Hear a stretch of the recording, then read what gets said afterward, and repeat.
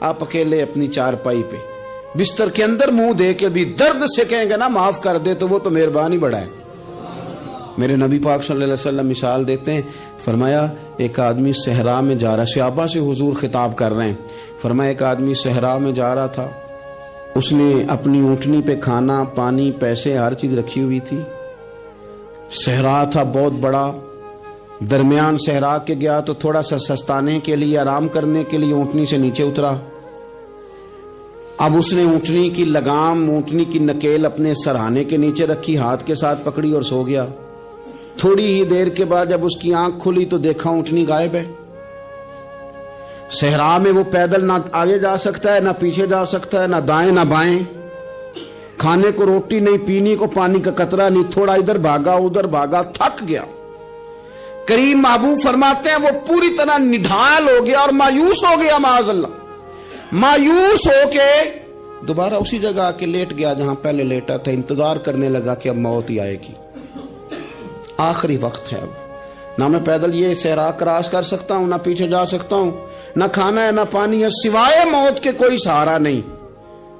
حضور فرماتے ہیں وہ رستے میں دوبارہ لیٹ گیا، اچانک اس نے رخ بدلا تو اونٹنی سامنے کھڑی تھی۔ حضور نے صحابہ سے پوچھا بتاؤ نا اسے بھلا کتنی کو خوشی ہوگی؟ یا رسول اللہ جسے نئی زندگی مل گئی ہے۔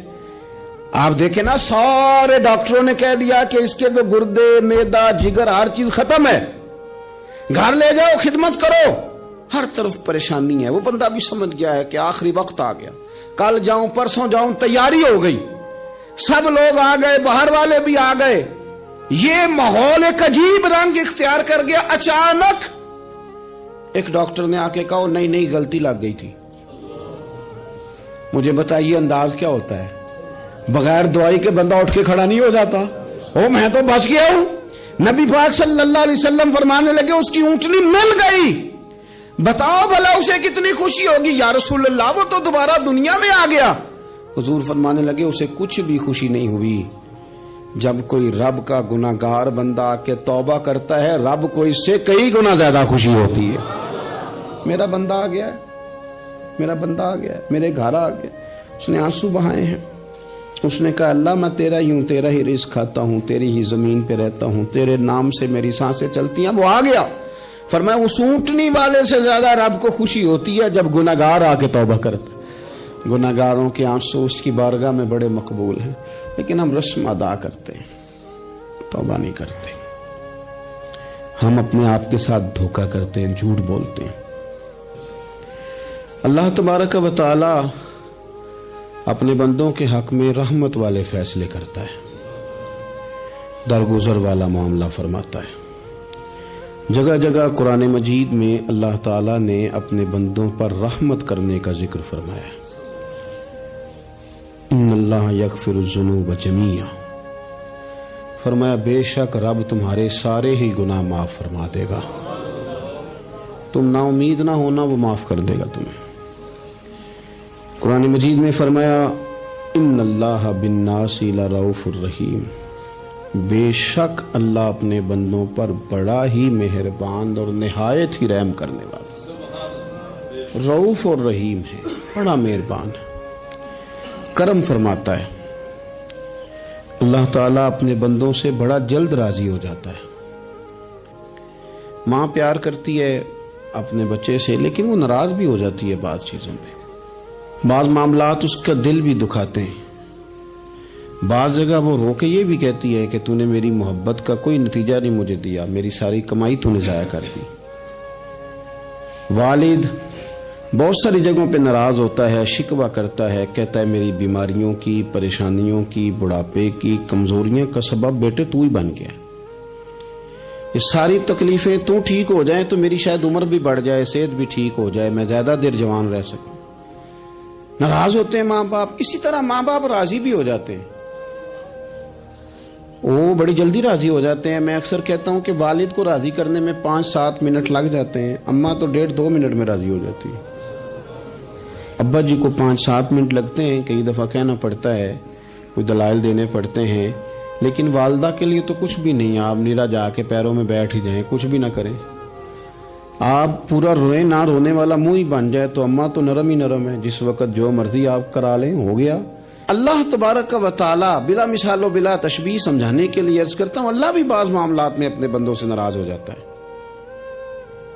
وہ کہتا ہے میں تکبر کرنے والوں کو پسند نہیں کرتا، وہ کہتا ہے فسادی پسند نہیں ہے، وہ فرماتا ہے کہ راہوں میں کجی کرنے والے پسند نہیں ہیں، وہ فرماتا ہے کہ بدعہدیاں کرو گے تو میں صبح قیامت تم سے سوالات کروں گا۔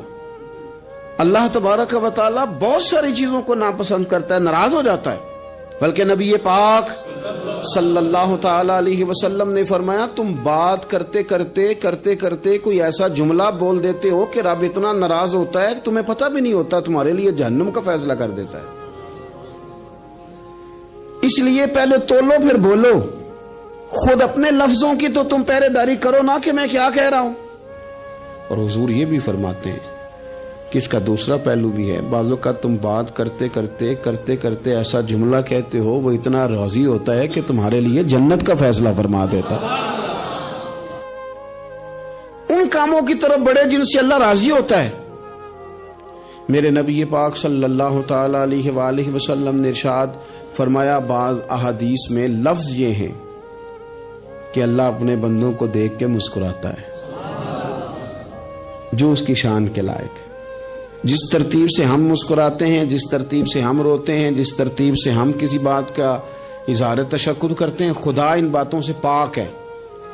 اب بہت ساری حدیثوں میں آیا کہ وہ مسکراتا ہے، تو کیا مطلب ہے مسکرانے کا؟ تو علماء تفسیر نے لکھا ہے مسکرانے کا مطلب یہ ہے کہ وہ بڑا ہی راضی ہوتا ہے اپنے بندے سے، بڑا راضی ہوتا ہے، یہ مطلب ہے۔ ایک تو مسکرانے کا مطلب یہ کہ وہ بڑا راضی ہو گیا، وہ مسکرا دیا اپنے بندے پہ۔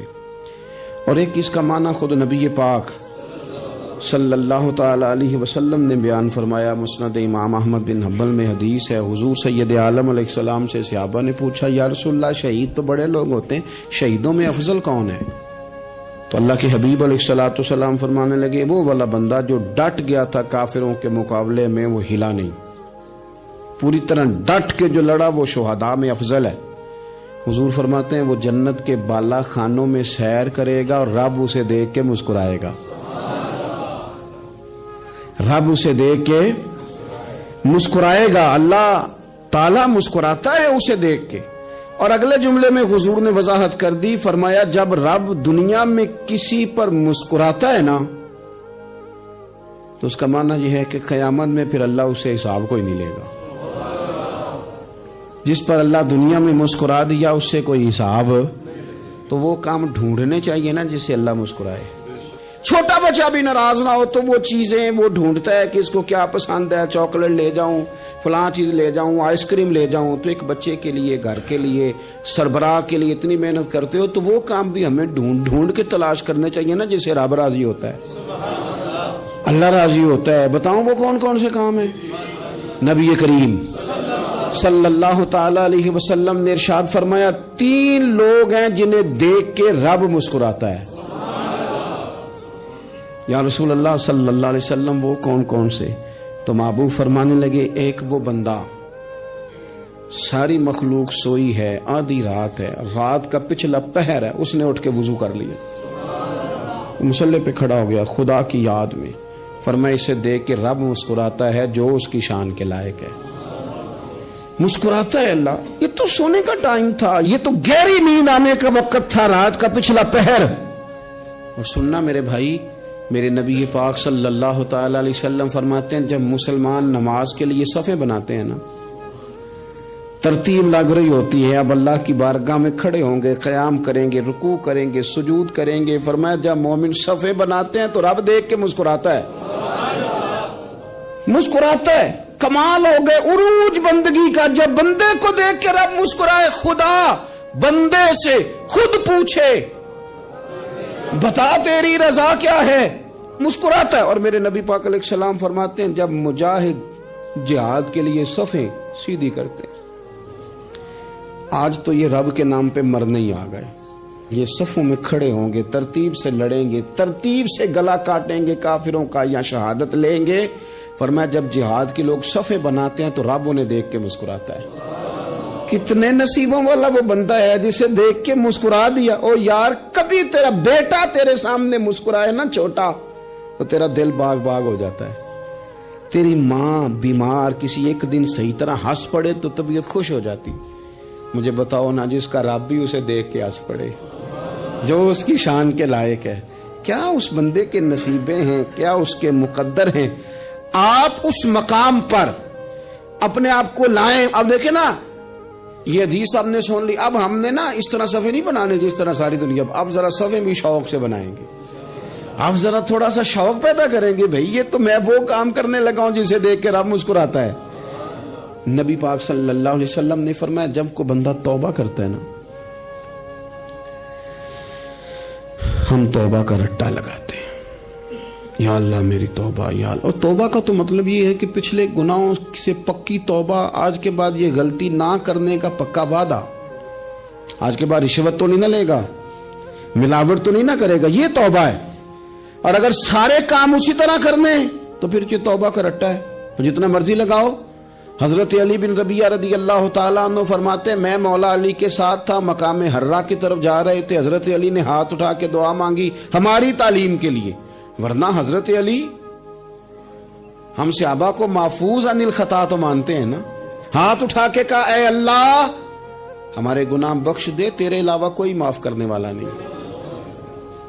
اور پھر حضرت علی آسمان کی طرف دیکھا اور دیکھ کے نا حضرت علی بن ربیعہ کو تو مسکرائے.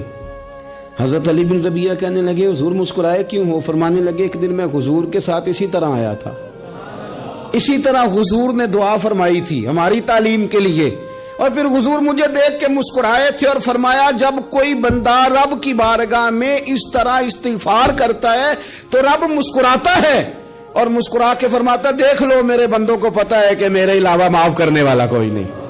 انہیں پتا ہے, تم اس کی بارگاہ میں رجوع تو لاؤ, آؤ تو صحیح دو آنسو لے کر. اقبال کہتے ہیں کہ موتی سمجھ کے شان کریمی نے چن لیا, قطرے دو گرے میرے ار کے انفال کے. دو میں نے آنسو بہائے تھے تو اس کے کرم نے تو موتی سمجھ کے چن لیے. سنو نا حضور اس استغفار کو اللہ کو یار رات کو توبہ کر کے سونا چاہیے. ہمیں کچھ غلطیاں ہم کرنا نہیں چاہتے پر ہم سے ہو جاتی ہیں, کچھ دل ہم توڑنا نہیں چاہتے پر وہ ٹوٹ جاتے ہیں, ہماری مجبوری ہوتی ہے ٹوٹ جاتے ہیں. رات کو اس کی بارگاہ میں ہاتھ باندھ کے کشکول طلب دراز کر کے خوب استغفار پڑھنا چاہیے کہ مالک بندے ہیں نا کیا کریں, خدا را خیال کریں. دنیا روٹتی ہے تو روٹ جائے, رب رسول ناراض نہ ہونے پائیں, اس کا خیال کریں. حضور فرماتے ہیں وہ مسکراتا ہے, اسے خوشی ہوتی ہے جب کوئی اس کا بندہ اس کی طرف رجوع کرتا ہے. میرے عزیزو رسول پاک صلی اللہ تعالی علیہ وسلم نے ان لوگوں کے تذکرے کیے جنہیں دیکھ کے رب مسکراتا ہے. نبی پاک صاحب الالاق صلی اللہ تعالی علیہ وسلم فرماتے ہیں, مسند امام احمد بن حنبل دیکھیے, فرمایا رب اس وقت بڑا ہی مسکرائے گا جب قاتل بھی جنت میں جائے گا, مقتول بھی جنت میں جائے گا. یا رسول اللہ مقتول تو گیا, یہ قاتل کیسے چلا گیا؟ حضور فرماتے ہیں جائے گا, اور جائے گا اور رب مسکرائے گا جو اس کی شان کے لائق ہے. یا رسول اللہ کس طرح؟ تو نبی پاک صلی اللہ علیہ وسلم فرمانے لگے اس نے ایک مومن کو قتل کیا تھا, وہ شہید ہو کے جنت میں چلا گیا. اب اللہ نے بعد میں اسے توبہ کی توفیق دے دی. پہلے اس نے کلمہ پڑھا, پھر یہ میدان میں اترا, کافروں سے لڑا, یہ شہید ہوا, رب نے اسے بھی جنت دے دی. قاتل بھی جنت میں, مقتول بھی جنت میں. اور بات اتنی انوکھی ہے کہ رب دیکھ کے مسکرا رہا ہے جو اس کی شان کے لائق ہے. ہم جلدی میں ہیں, ہم انتظار نہیں کر رہے کہ شاید توبہ کر جائے, ہم انتظار نہیں کر رہے. لیکن میرے عزیز اتنی جلدی نہ کریں.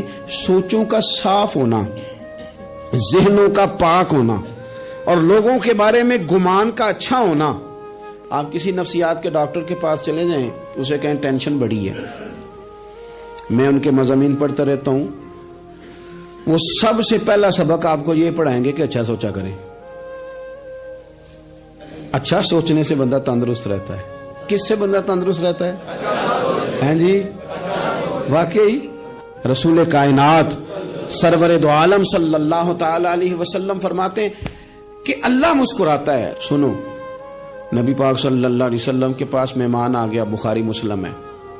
حضور نے ازواج مطہرات کے گھروں میں پیغام بھیجا، کچھ چیز ہے ضیافت کے لیے؟ یا رسول اللہ کچھ بھی نہیں، یہ دو جہاں کے شاہ ہیں اور پاس کچھ رکھتے نہیں، دو جہاں کی نعمتیں ہیں ان کے خالی ہاتھ میں۔ یا رسول اللہ کوئی چیز بھی نہیں۔ حضور نے صحابہ کے مجمع پہ نظر ڈالی، یا رسول اللہ صلی اللہ علیہ وسلم حکم ہو، تو حضور فرمانے لگے تم میں سے کوئی بندہ ہے جو اسے گھر لے جائے روٹی کھلائے؟ ایک صحابی اٹھے فوراً، حضور میں لے کے جاتا ہوں کھانا کھلاتا ہوں۔ فرماتے ہیں میرے گھر میں صرف بچوں کا کھانا تھا، یہ نہیں کہ فریزر بھرا ہوا ہے نعمتوں سے، صرف بچوں کا کھانا۔ یہ نہیں کہ کسی کو دیکھ کے اپنی ہنڈیا پہ برتن دے لیا، صرف بچوں کا کھانا۔ کہتے ہیں گھر گیا، بیوی سے کہا کیا کیفیت ہے؟ کہنے لگی بچوں کی روٹی ہے۔ میں نے کہا بچے سلا دے، صبح ناشتہ کر لیں گے۔ تو کہنے لگی آپ کیا کھائیں گے؟ تو میں نے کہا نہ میں کھاؤں گا نہ تو کھائے گی، مہمان جو نبی پاک کا ہے۔ کہا اچھا، اب ذرا تجویز دیکھو میاں بیوی کی سوجھی آپس میں۔ کہتے ہیں کھانا لگا دینا، کیونکہ ایک آدھ بندے کا کھانا ہے۔ اپنی غربتوں کا ہر جگہ اظہار کرنا، رونا رونا، یہ دیکھو غربت کیسے چھپائی جا رہی۔ اس کو کہا نہیں کہ چل تو تھوڑا رحم کھا، تو آیا ہے تو تھوڑا رحم کھا، یہ نہیں کہا۔ کہا اٹھ کے نا تو کھانا رکھنا اور اٹھ کے نا چراغ ٹھیک کرنے کے بہانے بجھا دینا۔ ہم دنیا والوں کے سامنے کیوں اپنے دکھ بیان کریں؟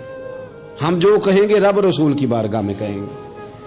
تو نا چراغ ٹھیک کرنے کے بہانے، اہلیہ اٹھی، کھانا دینے کے بعد چراغ ٹھیک کرنے کے بہانے بجھا دیا۔ خامد بھی ہاتھ چلاتے رہے، بیوی کبھی برتن رکھتی کبھی اٹھاتی، پتہ چلے کہ کھانا کھا رہے ہیں، کھانا کھایا جا رہا ہے۔ کہتے ہیں مہمان پیٹ بھر کے کھانا کھا گیا۔ یہ کام ہوا رات کے اندھیرے میں، اس وقت ہوا جب چراغ بھی بند تھا، اس وقت ہوا جب کوئی دیکھنے والا نہیں تھا، کسی پڑوسی کو بھی خبر نہیں تھی۔ فرماتے ہیں صبح کے اجالے میں اس مہمان کو لے کے مسجد نبوی میں نے قدم رکھا تو نبی کریم نے فرمایا رات جو تم نے کام کیا ہے نا، اسے دیکھ کے میرا رب بڑا مسکرایا ہے۔